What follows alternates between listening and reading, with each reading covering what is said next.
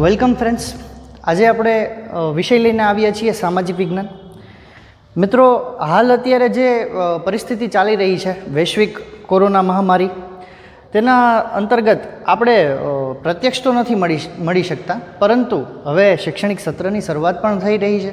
તો આપણે જેમ બને એમ આપણા અભ્યાસ સાથે કનેક્ટ રહીએ એવો અમારો પ્રયાસ છે, જેથી કરીને અમે વિડીયો લેક્ચર્સથી તમને સ્ટડી કરવા ઈચ્છીએ છીએ. આજનો આપણો વિષય છે મિત્રો સામાજિક વિજ્ઞાન. વિષય સામાજિક વિજ્ઞાન એક અતિ મહત્ત્વનું તમારા જીવનમાં એક સફળ પાસું ધરાવે છે. સામાજિક વિજ્ઞાન તમને કઈ કઈ રીતે ઉપયોગી થાય છે, પહેલાં તો આપણે એ સમજવું જોઈએ કે અગર તમે ગમે એ વિષયને લઈને સ્ટડી કરો છો, વિષયને ભણવા બેસો છો, તો તમને એમાં રુચિ કેટલી છે. અગર જો તમને એમાં રુચિ નથી તો સ્વાભાવિક રીતે તમને એ સમજવામાં પણ કંટાળાજનક લાગશે, થોડુંક હાર્ડ પડશે. પણ મિત્રો, અગર તમને એનું મહત્ત્વ ખબર છે તો સ્વાભાવિક રીતે તમને એમાં રુચિ વધશે, તમને એમાં જાણવાની જિજ્ઞાસા થશે. તો મિત્રો, સામાજિક વિજ્ઞાન તમારા જીવનમાં શું મહત્ત્વ ધરાવે છે, શું મૂલ્યો ધરાવે છે? સામાજિક વિજ્ઞાન તમને તમારા જીવનમાં અતિ મૂલ્યો લઈને આવે છે, ઘણા બધા મૂલ્યો લઈને આવે છે. સામાજિક વિજ્ઞાન તમને બુદ્ધિનિષ્ઠ બનાવે છે, તમને તમારી આસપાસની પરિસ્થિતિઓથી, ઇતિહાસથી, તમારા ભૌગોલિક ક્ષેત્રોથી તમને સુમાહિતગાર કરે છે, તમને માનવીય અભિગમ શીખવાડે છે. મિત્રો, આપણે એવું કહેવામાં આવે છે કે માનવ છે એક સામાજિક પ્રાણી જ છે. તો માનવને પ્રાણીઓથી અલગ કઈ વસ્તુ કરે છે? માનવને પ્રાણીઓથી અલગ કરે છે એની માનવતા. મિત્રો, માનવ સમાજના જે અત્યાર સુધીના જે કંઈ ફેરફાર થયા છે, માનવ સમાજમાં જે કંઈ ઉત્ક્રાંતિઓ થઈ છે, નવી નવી શોધો થઈ છે, અને જે રીતે સભ્ય સમાજની, સભ્ય સંસ્કૃતિની અને સભ્ય એક પારિવારિક સંરચનાઓની જે કંઈ આપણી પરિસ્થિતિ થઈ છે, એનું તમને નોલેજ, એનું તમને જ્ઞાન સામાજિક વિજ્ઞાનમાંથી મળે છે. એક અત્યંત વ્યવહારુ વિષય કહી શકાય કે એકદમ જીવનમાં વ્યવહારુ રીતે તમને કામ આવે છે એવો સબ્જેક્ટ છે સામાજિક વિજ્ઞાન. હવે આ તો થઈ આપણી સામાજિક વિજ્ઞાનનું મહત્ત્વ, કે તમને ખબર પડે કે ભાઈ સામાજિક વિજ્ઞાન તમને કઈ કઈ રીતે ઉપયોગી થાય છે, એટલે તમને સ્વાભાવિક રીતે આ વિષય ભણવામાં તમને થોડી રુચિ આવે. ઓમ થિયરિકલ વિષય છે મિત્રો, પણ સમજવામાં એટલો અઘરો પણ નથી. અને ગણિત વિજ્ઞાન જેવા જે વિષયો છે એના કરતાં આપણે એનું સામાજિક વિજ્ઞાનનું મૂલ્ય ઓછું ના આંકી શકાય. મિત્રો, સામાજિક વિજ્ઞાનમાં ધોરણ 8ના સામાજિક વિજ્ઞાનમાં વિષય વસ્તુ ઘણો જ વિશાળ છે, સારો છે. તમને એમાં ઇતિહાસ મળશે, ભૌગોલિક પરિસ્થિતિઓનું નોલેજ મળશે. આપણે પહેલા ચેપ્ટરની વાત કરીએ, આપણે જે અત્યારે ફર્સ્ટ ટાઈમ ભણવાનું છે પહેલું ચેપ્ટર, તો ભારતમાં યુરોપિયન પ્રજાનું આગમન, એ આપણા ચેપ્ટરનું નામ છે. મિત્રો, આ જે ટાઇટલ છે, આ ચેપ્ટરનું ટાઇટલ, કોઈ પણ જગ્યાએ કોઈ પણ વસ્તુનું જે ટાઇટલ હોય ને, એ આખા ચેપ્ટરનું એનું વિષય વસ્તુ છે એ ક્યાંક ને ક્યાંક ટાઇટલની આસપાસ ફરતું હોય છે, એના જે મુખ્ય નામ છે એની આસપાસ ફરતું હોય છે.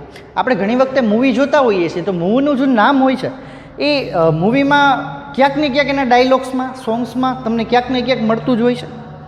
એટલે મારો કહેવાનો મિનિંગ એ છે કે જે ગમે એ વસ્તુનું ટાઇટલ છે એ આખા વિષય વસ્તુનો હાદ હોય છે, એક એનું પકડ હોય છે. અને આપણે જે કંઈ ભણવાના છીએ આ જ વિષય વસ્તુની આસપાસ ભણવાના છીએ. તો આપણું ટાઇટલ શું છે? તો પહેલાં તો આપણે ટાઇટલ સમજવું જોઈએ કે ભારતમાં યુરોપિયન પ્રજાનું આગમન.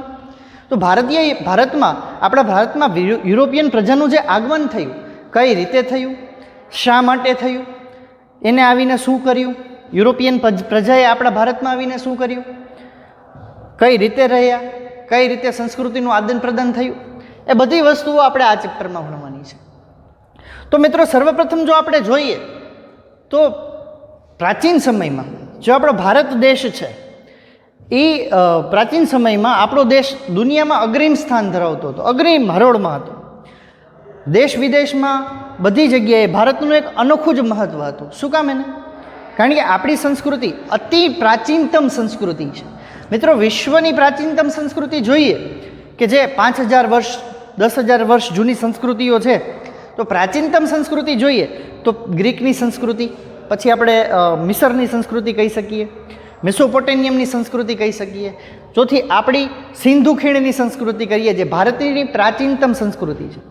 મિત્રો, એ સંસ્કૃતિ જોઈએ તો આપણે જાણી શકીએ કે આપણી જે પ્રાચીન પ્રજા હતી, આપણે જે પ્રાચીન સમયમાં જે ભારત હતું એ કેટલું વિકસિત હતું, કેટલું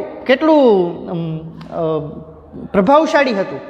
ભારતના અમુક એવા એવી વસ્તુઓ ઉત્પાદન કરતું કે જેનું મૂલ્ય સોના બરાબર હતું, જેથી કરીને ભારતને સોને કી ચીડિયા એવું પણ કહેવામાં આવતું. જો પ્રાચીન સમયમાં જોઈએ તો પ્રાચીન સમયમાં આપણો દેશ દુનિયામાં અગ્રીમ હરોળમાં હતો અને અનોખું મહત્ત્વ ધરાવતો. ત્યાર સમયની આપણી સમૃદ્ધિ અને સંસ્કૃતિથી પ્રભાવિત યુરોપના બધા દેશો, વિશ્વના દેશો આપણી સંસ્કૃતિ અને સમૃદ્ધિથી પ્રભાવિત થતા. જો સમૃદ્ધિ અને સંસ્કૃતિ કઈ રીતે ભારત એટલો બધો સમૃદ્ધ હતો? તો મિત્રો, પ્રાચીન સમયમાં ભારત એ ઘણી બધી એવી વસ્તુઓનું ઉત્પાદન કરતો જે યુરોપના દેશોમાં ઘણી બધી માંગ હતી. તો કઈ વસ્તુઓ હતી એની? કે ભાઈ મરી મસાલા, તેજાના, રેશમ, સુતરાઉ કાપડ, મલમલ, આ અમુક એવી વસ્તુઓ હતી કે ભારત પ્રાચીન સમયમાં ઉત્પાદન કરતો અને વિદેશના યુરોપના દેશોમાં એની ઘણી બધી ડિમાન્ડ્સ હતી. હવે સ્વાભાવિક રીતે જ્યારે આપણે એક વસ્તુ જોઈએ કે અત્યારે હાલની પરિસ્થિતિ એવી જોઈએ કે ભારતના 70 રૂપિયા બરાબર યુએસનો એક ડોલર થાય છે, અમેરિકાનો એક ડોલર થાય છે. એટલે આપણે એને આપણી દ્રષ્ટિએ સમૃદ્ધ રાષ્ટ્ર ગણી શકીએ. પણ ખરેખર ત્યારે એવું હતું કે પ્રાચીન સમયમાં બીજા વિશ્વની સરખામણીમાં આપણો દેશ સમૃદ્ધ હતો. હવે સ્વાભાવિક રીતે ઘણી વખતે ઘણા બધા લોકો એવું વિચારતા હોય છે કે આપણે અહીંયા જેટલું કમાઈએ છીએ યુએસમાં જશું તો એના કરતાં 60 કે 70 ગણું કમાશું. તો સ્વાભાવિક રીતે ત્યારની પ્રજાઓ એવું વિચારતી હશે કે ભાઈ આપણે ભારત જશું તો આપણે ખૂબ સમૃદ્ધ થશું અને બહુ ઝાઝું કમાશું.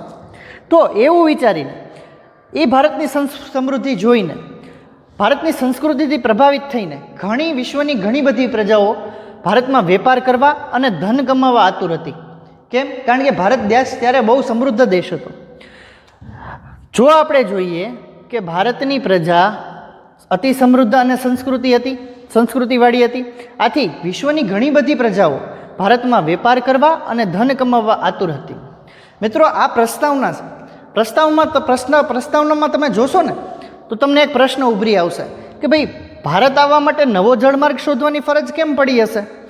આખી પ્રસ્તાવના તમે પૂરી કરો એટલે એમાંથી એક એવું મહત્ત્વ સરી આવે છે, એક એવો એનો ગુણ સરી આવે છે કે ભાઈ ભારતના યુરોપના દેશોને ભારત આવવા માટે નવા જળમાર્ગ શોધવાની ફરજ પડી. તો કઈ રીતે પડી? શું કામ એને પડી? મિત્રો, ભારતમાં આ અગાઉ પ્રાચીન સમયમાં જળ અને જમીન માર્ગે વેપાર થતો જ. વાયવ્ય સરહદેથી યુરોપના દેશો તુર્કસ્તાન થઈ, ઈરાન થઈ, ઈરાક થઈ અને ભારતના વેપારીઓ સાથે વેપાર કરતા જ, ભારતમાં આવીને વેપાર કરતા જ, જેના મુખ્ય સ્થાને તુર્કસ્તાનમાં આવેલું ઇસ્તાનબુલ હતું, કોન્સ્ટેન્ટિનોપલ જેને કહી શકાય. અગાઉ જમીન માર્ગે અને જળ માર્ગે વેપાર થતો જ, વાયવ્ય સરહદેથી વેપાર થતો જ. આરબના વેપારીઓ હતા એ વર્ષોથી વેપાર ખેડતા જ ભારતમાં. પરંતુ એક પરિસ્થિતિ બદલાણી. આ વેપારનું હબ હતું તુર્કસ્તાનમાં આવેલું ઇસ્તાનબુલ.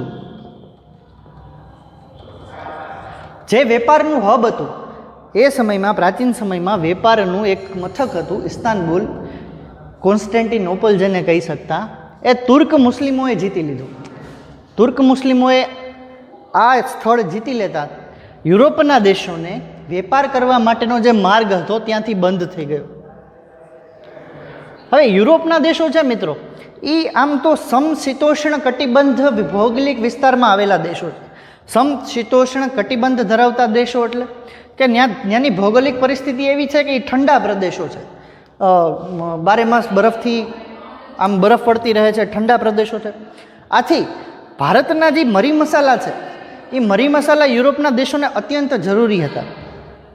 હવે આ પરિસ્થિતિ બદલાતા ભારતની જે ઉચ્ચતમ ગુણવત્તાવાળી જે વસ્તુઓ હતી કે ભારતના મરી મસાલા, તેજાના, રેશમ, મલમલ, સુતરાઉ કાપડ એ યુરોપના દેશોમાં અતિ માંગ ધરાવતા હતા. પરંતુ તુર્કસ્તાનમાં આવેલું જે ઇસ્તાનબુલ છે એ સ્થળ, એ વેપાર માર્ગ બંધ થતા હવે મરી મસાલા યુરોપના દેશોને મળતા બંધ થઈ ગયા. હવે સ્વાભાવિક રીતે યુરોપના દેશોની પ્રજાને મરી મસાલા વગર ચાલે એમ ન હતું. આથી યુરોપના દેશો સાથે વિશ્વના ઘણા બધા દેશોએ ભારત આવવા માટે એક નવો માર્ગ શોધવાની ફરજ પડી. હવે નવો માર્ગ શોધવા માટે એક નવો જળમાર્ગ શોધવાની ફરજ પડી. તો મિત્રો, આ પ્રશ્ન તમને ઘણી વખત પરીક્ષામાં પૂછાઈ પણ શકે. આમ તો પ્રસ્તાવના છે, પણ ઘણી વખત તમને એમ પણ પૂછાય કે ભાઈ ભારત આવવા માટે નવો જળમાર્ગ શોધવાની ફરજ કેમ પડી? તો મિત્રો, આ પ્રશ્ન તમને ઘણી વખત પરીક્ષામાં પૂછાઈ પણ શકે. આમ તો પ્રસ્તાવના છે, પણ ઘણી વખત તમને પ્રશ્ન પૂછાય એમ પણ પૂછાય કે ભાઈ ભારત આવવા માટે નવો જળમાર્ગ શોધવાની ફરજ કેમ પડી? તમારે વિસ્તારપૂર્વક મુદ્દાસહ એવું લખવાનું છે કે પ્રાચીન સમયમાં આપણો દેશ દુનિયામાં અગ્રીમ હરોળમાં હતો, અનોખું મહત્ત્વ ધરાવતો હતો. આપણી સમૃદ્ધિ અને સંસ્કૃતિથી પ્રભાવિત થઈને ઘણા બધા દેશો ભારતમાં વેપાર કમાવવા અને ધન કમાવા વેપાર કરવા અને ધન કમાવા આતુર હતા. મિત્રો, અગાઉ તો જમીન માર્ગે વેપાર થતો જ, વાયવ્ય સરહદેથી વેપારીઓ વેપાર કરવા ભારતમાં જ આવતા જ. પરંતુ પરિસ્થિતિ બદલાતા ઇસ્તાનબુલ છે, તુર્કસ્તાનમાં આવેલું ઇસ્તાનબુલ છે, એ તુર્ક મુસ્લિમોએ જીતી લેતા એ વેપાર કરવાનો માર્ગ બંધ થયો. આથી ભારતના મરી મસાલા, તેજાના, રેશમ, મલમલ, સુતરાઉ કાપડ અને એના વગર યુરોપના દેશોને ચાલે એમ ન હતું. આથી યુરોપના દેશોએ ભારત આવવા જળમાર્ગ શોધવાના પ્રયત્નો આદર્યા. મિત્રો, અહીં આપણે જોયું કે ભાઈ ભારતની સંસ્કૃતિ અતિ સમૃદ્ધ હતી અને ભારત પ્રાચીન સમયમાં અગ્રીમ હરોળમાં, વિશ્વમાં અગ્રીમ હરોળમાં દેશોમાં આવતું. તો મિત્રો, હું તમને એક વાત કરું કે જ્યારે વિશ્વમાં what is the meaning of literacy, સાહિત્ય શું છે એ વિશ્વને ખબર નથી ને, ત્યારે ભારતમાં અલગ અલગ ભાષામાં અને અલગ અલગ લિપિમાં ઘણા બધા સાહિત્યોની રચના થઈ ગઈ હતી. આપણા 4 વેદો અને 18 પુરાણો એ વાતની ખાતરી આપે છે. વિશ્વને જ્યારે ધાતુ શું છે એ ખબર નહોતી, what is the meaning of metal, ધાતુનો વપરાશ કઈ રીતે થાય છે એ ખબર નહોતી, ત્યારે ભારતમાં અલગ અલગ ધાતુ ઉપર ધાતુશાસ્ત્રોની રચના થઈ ગઈ હતી. મિત્રો, આવી આપણી સમૃદ્ધ સંસ્કૃતિ હતી, પ્રાચીન સમૃદ્ધિથી સભર આપણી એક સંસ્કૃતિ હતી. આથી વિશ્વના દેશો અગર ભારતમાં વેપાર કરવા માટે ઉત્સુક થાય તો એ સ્વાભાવિક વાત હતી. આમ આખો મુદ્દો વ્યવસ્થિત આપણે ફરી રિપીટ કરી લઈએ કે ભાઈ પ્રાચીન સમયમાં આપણો દેશ અને દુનિયામાં અગ્રોડ હરોળમાં હતો, અનોખું મહત્ત્વ ધરાવતો હતો. વેપાર કરવા અને વધુને વધુ ધન કમાવા લોકો, વેપારી પ્રજાઓ, વિદેશી પ્રજાઓ ભારતમાં આતુર હતી. આપણી સમૃદ્ધિ અને સંસ્કૃતિથી બધી વિશ્વની પ્રજાઓ પ્રભાવિત હતી. અગાઉ જમીન માર્ગે જળ અને જમીન માર્ગે વાયવ્ય સરહદેથી વેપાર થતો. આરબના વેપારીઓ વર્ષોથી વેપાર ખેડતા, પણ પરિસ્થિતિ બદલાતા આ માર્ગે વેપાર કરવાનું બંધ થઈ ગયું. ભારતના જે મરી મસાલા, તેજાના, રેશમ, મલમલ, સુતરાઉ કાપડ વગેરે યુરોપના દેશોમાં અતિ માંગ હતી. આથી યુરોપના દેશોને ભારત આવવા માટે નવો જળમાર્ગ શોધવાની ફરજ પડી. મિત્રો, હવે આપણે જોશું કે આ યાત્રામાં, આ જળમાર્ગ શોધવાની યાત્રામાં કયા કયા સાહસિકોએ પોતાનો ભાગ ભજવ્યો, કોને ભારતની શોધ કરી લીધી અને ત્યારબાદ કઈ કઈ પ્રજાઓ ભારતમાં વેપાર કરવા માટે આવી. વિદ્યાર્થી મિત્રો, આપણે જોયું કે યુરોપના દેશોને આપણા ભારતમાં ઉત્પાદિત જે મરી મસાલા છે, તેજાના છે, મલમલ છે, એના વગર ચાલી શકે એમ નહોતું. આથી યુરોપના દેશો અને અન્ય દેશોના અનેક સાહસિક સાગર ખેડૂઓએ ભારત આવવા માટેના જળમાર્ગ શોધવાની એક સાહસ યાત્રા પ્રારંભી. મિત્રો, સ્વાભાવિક તમને પ્રશ્ન થાય, સાગર ખેડૂ એટલે શું? તો કે જે દરિયામાં વહાણ હાંકવા માટે ટેવાયેલ છે, જે આવડતું છે, એને આપણે સાહસિક સાગર ખેડૂ કહી શકીએ. મિત્રો, ઘણા બધા સાહસિક સાગર ખેડૂએ ભારત આવવા માટેના નવા જળમાર્ગની શોધ કરવાની શરૂઆત કરી. તો ભારત આવવાના નવા જળમાર્ગ શોધવાની શરૂઆત કરનાર પ્રથમ વ્યક્તિ જે ક્રિસ્ટોફર કોલંબસ, એક ઇટાલીનો પ્રસિદ્ધ રહેવાસી હતો અને તે એક માન્યતા ધરાવતો. મિત્રો, એને એવી એક માન્યતા હતી કે પૃથ્વી ગોળ છે. અગર પૃથ્વીને કંઈ પણ દિશામાં, કંઈ પણ જગ્યાએ જવું હોય તો કોઈ પણ દિશામાંથી જઈ શકાય છે. તે માનતો કે અગર પૂર્વમાં જવું છે તો પશ્ચિમથી પણ જઈ શકાય. મિત્રો, ઈસવીસન 1492માં, ખાસ યાદ રાખજો કે ઈસવીસન 1492માં તે ભારત આવવા માટે નીકળ્યો, ભારતના જળમાર્ગની શોધ કરવા માટે નીકળ્યો. પરંતુ તે એક આકસ્મિક રીતે એક નવા પ્રદેશમાં જઈ ચડ્યો. આ નવો પ્રદેશ છે એ વાસ્તવિક રીતે એની ઓળખ એક અમેરિગો વેસ્પુચી નામના વ્યક્તિએ કરી હતી. અમેરિગો વેસ્પુચી, અમેરિગો વેસ્પુચી.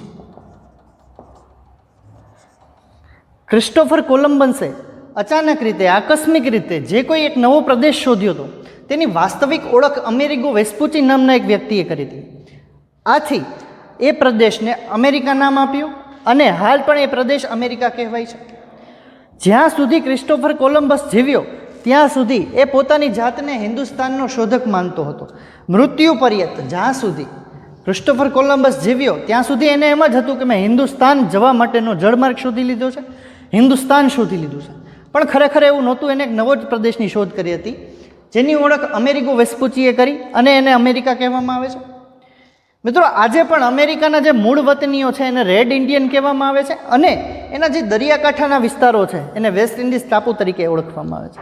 આમ અગર તમને પરીક્ષામાં એવો પ્રશ્ન પૂછાય કે ભાઈ ભારત આવવાના જળમાર્ગ શોધવા માટે સૌપ્રથમ બીડું ઝડપનાર વ્યક્તિ કોણ હતો, તો તમે સીધું ક્રિસ્ટોફર કોલંબસ રીતે લખી શકો. પરંતુ વાસ્તવિકતા પ્રમાણે ક્રિસ્ટોફર કોલંબસે ભારત આવવાના જળમાર્ગની શોધ નહોતી કરી. એક આખા નવા ટોપિક તરીકે વાસ્કો દ ગામા વિશે, કે કઈ રીતે એ ભારત આવ્યો, ક્યાંથી નીકળ્યો, કઈ રીતે શરૂઆત કરી, કોની મદદથી એ ભારત આવ્યો, ક્યાં એક્ઝેક્ટ કઈ જગ્યાએ ભારત આવવા માટે પહોંચ્યો, ક્યાં એનું વહાણ ઉતર્યું, કોને વેપાર કરવાની પરવાનગી આપી, એ બધું જ આપણે આગળના લેક્ચરમાં ભણશું. ત્યાં સુધી સ્ટે હોમ, અભ્યાસ કરતા રહેજો, સ્ટે સેફ, વાંચતા રહેજો.